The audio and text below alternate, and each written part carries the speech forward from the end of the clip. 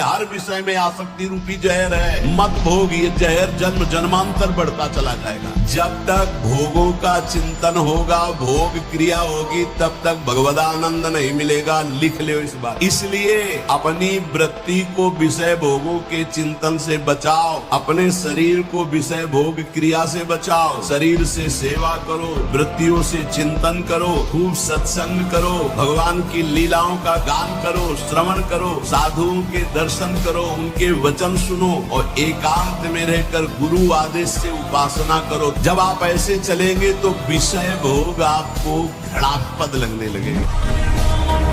लाखों में कोई एक ऐसा जो ये बात कि मुझे परमानंद प्रभु चाहिए, ना कि अब भोग। बहुत भोग लिया और बहुत देखा, ऐ मन अब नहीं। हमारी बात को हल्के में मत लेना। 10 वर्ष नाम जप करके हमने ये अनुभव किया, जब कोई रोग आता है और आपके विचार में वो रोग हो जाता है, तब आप रोगी माने जाते। जैसे आपकी कैंसर हुआ, शरीर में कैंसर हुआ, विचार में कैंसर आ गया, मैं कैंसर रोग से पीड़ित, अब मरा। आपके शरीर में कैंसर हो गया और विचार आपका स्वस्थ है, तो आपका कुछ नहीं बिगड़ा। शरीर स्वस्थ है, विचार रोग से ग्रसित है, इसीलिए दुर्दशा है। जैसे जैसे आपका नाम जप होगा, आपका विचार स्वस्थ होता जाएगा। विचार स्वस्थ है, शरीर अस्वस्थ है, कुछ नहीं बिगड़ा। एक बार अपने स्वरूप में आ जाओ, भगवान के अंश हो। एक बार आ जाओ, मरना एक बार है, 100 बार नहीं। ध्यान रखना, 100 बार नहीं मरना है, एक बार मरना है, और वो निश्चित समय है। कोई बिना समय के मार नहीं सकता।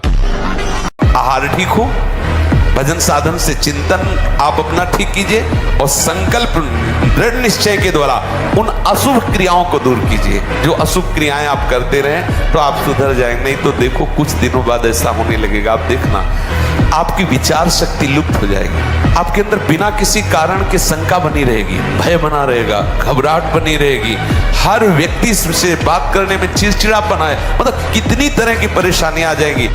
जिद्दी स्वभाव का ही घुटने नहीं टिक सकता, हार नहीं सकता। मैं भगवान का दास हूं, अविनाशी का बच्चा हूं, तो गिरा दूं। कितने बार गिराओगे, कितनी बार गिराओगे, उतने बार बलवान होगे, उतने बार वो खुद देखेंगे हमने इन आपके निकल जाएंगे। सावधान हो जाऊं, यहां कुछ नहीं, सबसे राग त्याग करके एकमात्र प्रियालाल के चरणों में आसक्त हो जाऊं।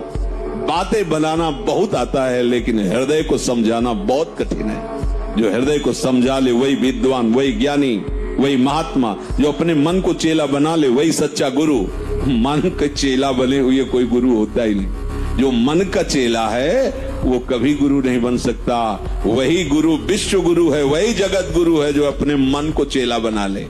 हस्तमैथुन एक ऐसी क्रिया है जिसको किसी दवा से नहीं रोका जा सकता। भाई अमुक चीज नहीं खानी है, वो आपको नहीं खानी है। अमुक क्रिया नहीं करनी है, वो आपको नहीं करनी है। तो आपको सुधरना पड़ेगा। इसीलिए तो कह रहा हूँ, इसमें ना तो कोई वैद्य काम कर सकता है, ना कोई गुरु काम कर सकता है। कई बार हमने बताया है कि अगर हम प्रातःकालीन 2-3 किलोमीटर दौड़े, आधा घंटे व्यायाम करें, स्नान करके थोड़ा नाम जप करें और ये नियम लें कि कभी भी हम हस्तमैथुन नहीं करेंगे।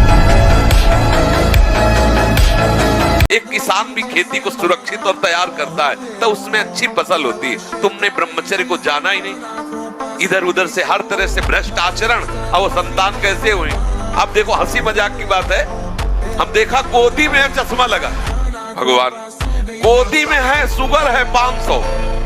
अब बोलो इनको जवानी आएगी कभी?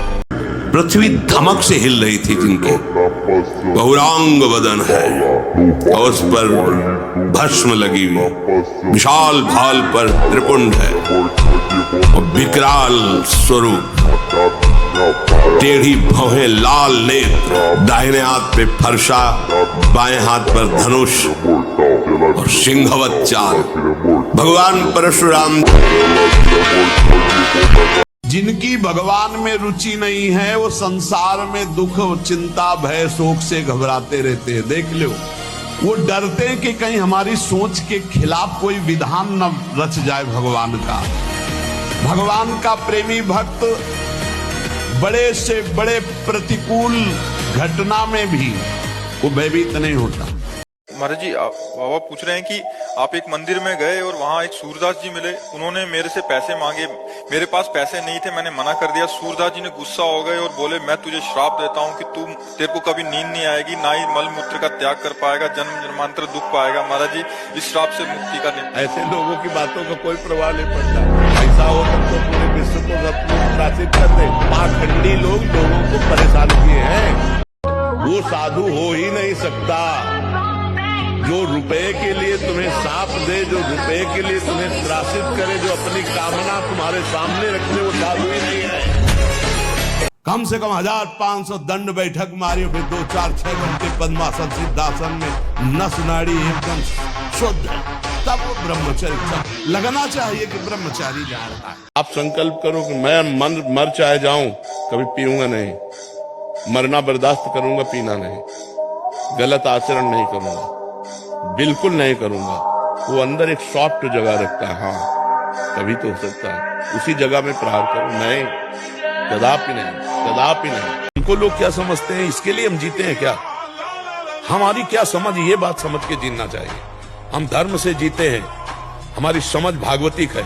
अब तुम क्या समझते हो, तुम्हारी समझ है, किसी की समझ के गुलाम नहीं है हम। ये जीवन मस्ती के लिए मिला, किसी समझ के लिए नहीं, समझ रहे? हम अपने सत्य की मस्ती में हैं। तुम हमको क्या समझते हो, इससे हमें कोई फर्क नहीं पड़ता। हम क्या समझ करते, इससे फर्क पड़ता है। वो कहते हैं कि हम धरती को बैलेंस कर रहे हैं, नहीं तो रोड पे घूमेंगे मुर्गे। और जब तुम्हारा बैलेंस होगा नरक में, तब तुम्हें पता चलेगा।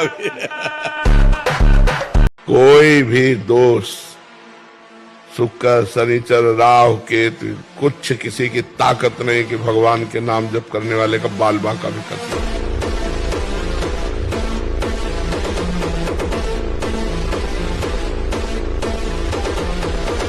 अगर हम धर्म से किसानी करते हैं, धर्म से व्यापार करते हैं और नाम जप करते हैं, तो बिना गंगा नहाए भी भगवत प्राप्ति हो जाएगी।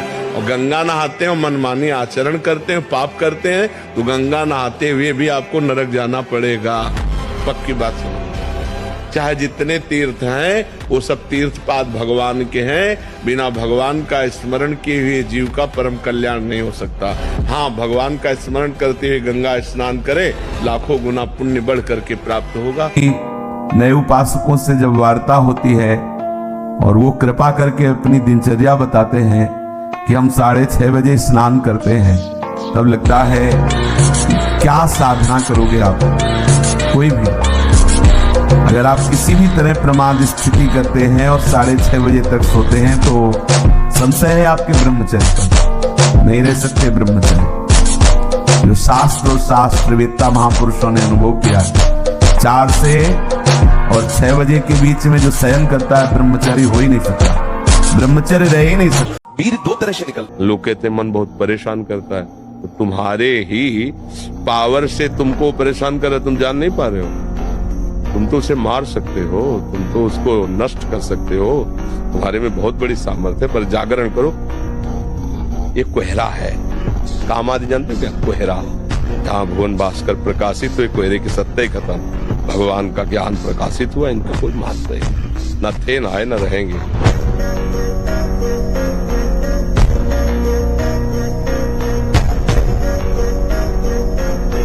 देखो, ब्रह्मचर्य में एक अपार शक्ति, ब्रह्मचर्य का जो स्वरूप है वो महाबल संकल्प युक्त होता है। हमें लगता है अगर ब्रह्मचारी रहा जाए तो संकल्प से जो बल प्रकट होगा वो किसी को भी परास्त कर सकते हैं। जिसकी शुरुआत अमृत जैसी लगे, उसका परिणाम विष होगा। हनुमान जी को कोई परास्त क्यों नहीं कर पाता था? 2 कारण थे। चरित्र पवित्र, पहला चरित्र पवित्र, और दूसरा हृदय में भगवान का निरंतर सुमिरन। प्रविष्ट नगर कीजय सब राजा, हृदय राख, ये विजय का कारण था। और पुष्टता, जिसे बल कहते हैं, वो तुम्हारे वीर्य में होती है। जिसको तुम खिलवाड़ समझते हो, वो खिलवाड़ नहीं, तुम्हारी जीवनी शक्ति है। यदि संयम से, ब्रह्मचर्य से रहो, तो न उतनी घी में ताकत है, न दूध में ताकत है, न किसी भी पदार्थ में ताकत, जो तुम्हारे ब्रह्मचर्य में ताकत है। गलत अभ्यास, वही आप जिसे स्वप्न दोष कहते हो, जिसे स्वयं ही वीरपात कहते हो, वो गलत अभ्यास से हुआ है। आपकी नस नाड़ियां इतनी दुर्बल हो गई, कुछ क्षमता नहीं रख रही वीर शक्ति को रोकने की। हमें लगता है कि हम अगर कोई गलती ना करें और वर्ष 1.5 वर्ष इंतजार करें, अगर व्यायाम नहीं है और आसन नहीं है और दिनचर्या ठीक नहीं, आहार ठीक नहीं, तो भूल जाए कि कोई ब्रह्मचर्य नैष्ठिक 10-20 दिन वो बात अलग है, नैष्ठिक ब्रह्मचर्य के लिए मैं भगवान का दास हूं। मैं किसी भी स्थिति में निराश, उदास, हताश नहीं हो सकता हूं। मैं हर कोशिश करूंगा, बाहरी और आंतरिक शत्रु कोई भी मुझे परास्त। रात में सोते समय बहुत सावधान हो जाना चाहिए उपासक को। वैसे तो हर समय सावधान, पर सोते समय ऐसे सावधान होना चाहिए जैसे मृत्यु के समय योगी जन अपने सारे इंद्रियों को समेट लेते हैं और अपने स्वरूप में, अपने प्रीतम के स्वरूप में लगा देते हैं। तुम रोज शयन के समय ऐसा अनुभव करो, मैं नींद में जा रहा हूं या मृत्यु में जा रहा हूं, इसमें कोई फर्क नहीं पड़ता। पता नहीं आंख खुले कि न खुले। कितने ऐसे हैं कि सोते ही रह गए। परमार्थ के पथिक को ध्यान रखना चाहिए। कभी भी किसी को मैथुन धर्म से युक्त जो है उस दृश्य को नहीं देखना चाहिए और ऐसे लोगों से अपना संबंध नहीं बनाना चाहिए, मित्रता नहीं बनानी चाहिए, सदैव अकेला रहना चाहिए और इंद्रियों को बहिर्मुख नहीं होने देना चाहिए। यदि संग करे तो भगवत प्रेमी महात्माओं का, नहीं तो एकांत में अनंत महिमाशाली प्रभु के नाम रूप का चिंतन करे। ब्रह्मचर्य ऐसा कैसे हो सकता है? यदि एक बार ऐसा हुआ तो 1000 बार मैं प्रयास करूंगा और इस पर विजय। वो मतलब जिद्दी स्वभाव, एक निष्ठा उसी से आती है, उसी से। ये नहीं कि कोई मुस्कुरा दिया तो फिसल गए। मुस्कुराहट देखेंगे तो सिर्फ श्याम सुंदर की देखेंगे, चाहे कोई भी आ जाए। ये सबसे बड़ी क्रूरता अपने साथ तुम कर रहे हो। यदि हस्त क्रिया के द्वारा अपनी जीवनी शक्ति को नष्ट कर रहे हो, आपकी नस नाड़ियों से जीवनी शक्ति निचुड़ रही है, ये तुम्हारा नाश कर दे। इस क्रिया से जितनी हानि उठानी पड़ती है वो हम वर्णन नहीं कर सकते। ब्रह्मचर्य अगर सही है, आपने किसी तरह इधर उधर, तो ये प्रश्न ही नहीं रहेगा। जिधर दृष्टि डालोगे उधर जय। तुम इतने मजबूत बनो कि कोई भी बुराई तुम्हारे हृदय में प्रवेश न करे, कोई भी तुम्हें बुरा न दिखाई दे और तुम सब में भगवान को देखकर इस माया पर विजय प्राप्त करो। कोई भी बुरा हमको दिखे ना और कोई भी बुराई हमको परास्त न कर पावे, कोई भी दुख हमारी प्रसन्नता को न छुपाए, क्योंकि सर्वम खलमिदम ब्रह्म, सब जगह वही विराजमान है। कौन बुरा है? सच्चा ज्ञान, सच्ची अच्छाई तो यही है ना कि बुरे में भी मुझे भगवान दिखाई दे। क्या मुर्दे जैसा जीवन, जो इंद्री जैसा चाहे वैसा डाउन कर दे, जैसा चाहे वो हमें शोक दे दे, दुख दे।